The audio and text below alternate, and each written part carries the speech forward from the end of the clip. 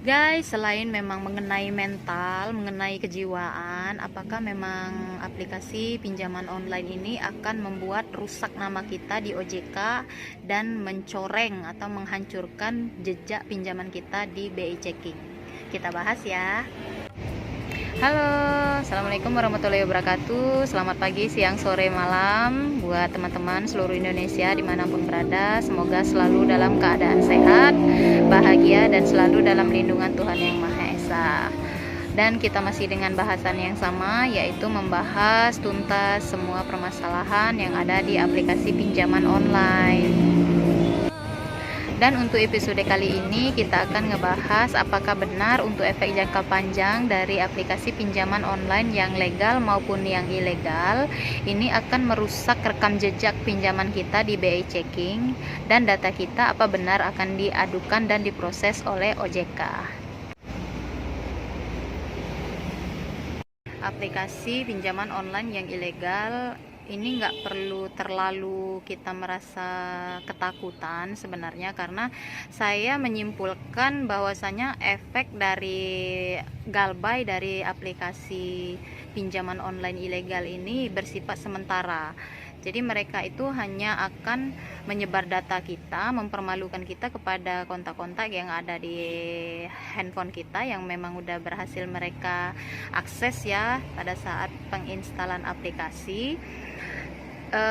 Tapi jangka panjangnya seperti mengenai BI Checking atau jejak di OJK, saya rasa memang nggak ada kalau untuk aplikasi pinjaman ilegal, karena ya itu mereka memang nggak terdaftar di OJK, mau ninggalin jejak apa coba di sana. Tapi ini nggak bisa disamakan dengan aplikasi yang legal ya, karena ya yang namanya legal ya pasti mereka sudah memiliki mekanisme dan sistem yang berbeda dengan yang ilegal. Tentu saja mereka karena memang sudah terdaftar di OJK, dan mereka juga dalam hal penagihan lebih beretika ya daripada aplikasi pinjaman online yang ilegal.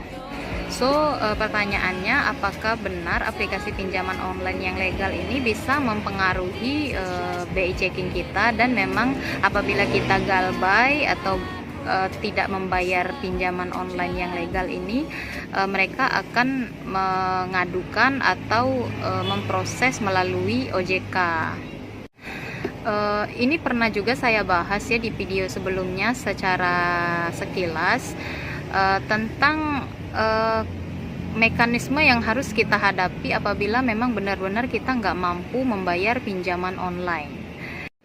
Biasanya perusahaan pinjol legal ini apabila mereka memutuskan untuk menurunkan DC mereka, tetap saja mereka biasanya melihat atau memflashback kembali riwayat pembayaran kita terdahulu. Apabila memang kalian menggunakan aplikasi ini sudah lama atau sudah beberapa kali mengajukan pinjaman, terus tiba-tiba yang sekarang macet gitu, tetap saja mereka mempertimbangkan riwayat pembayaran kita terdahulu.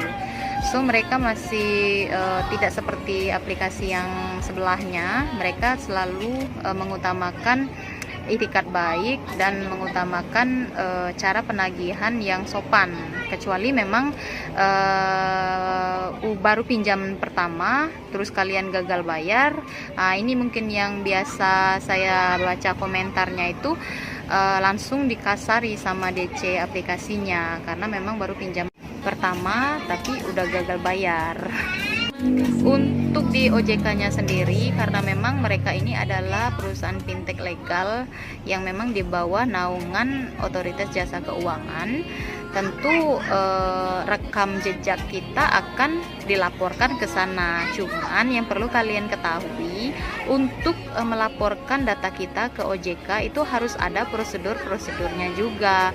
Enggak ketika kita macet atau kita gagal bayar terus data kita langsung dilaporkan ke sana terus langsung di blacklist, enggak kok. Enggak segitunya.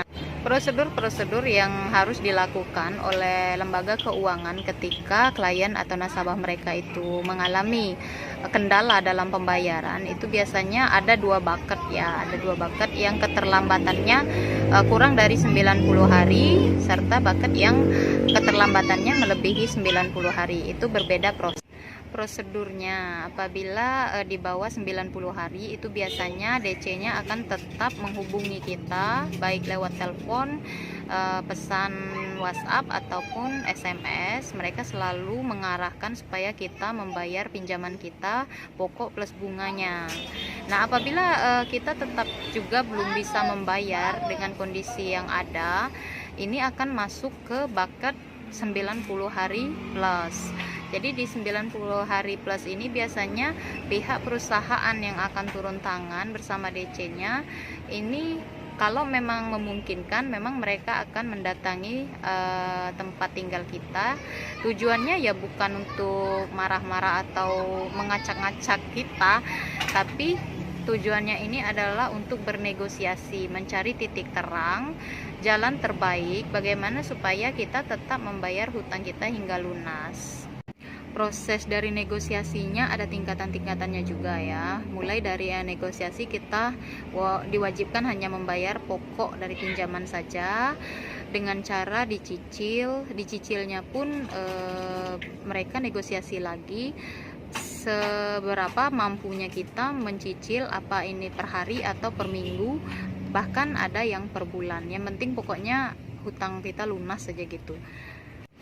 So ya, sebagai manusia yang sudah memakai uang dari perusahaan mereka, ya wajar lah ya kita tetap beritikat baik untuk mengembalikan dan melunasi hutang-hutang kita, karena memang dari aplikasi pinjaman online legal ini mereka memang mengikuti aturan serta ketentuan yang memang sudah ditetapkan oleh OJK. Nah, bedanya hal-hal yang seperti ini tadi nggak bakalan kalian dapatin di yang ilegal.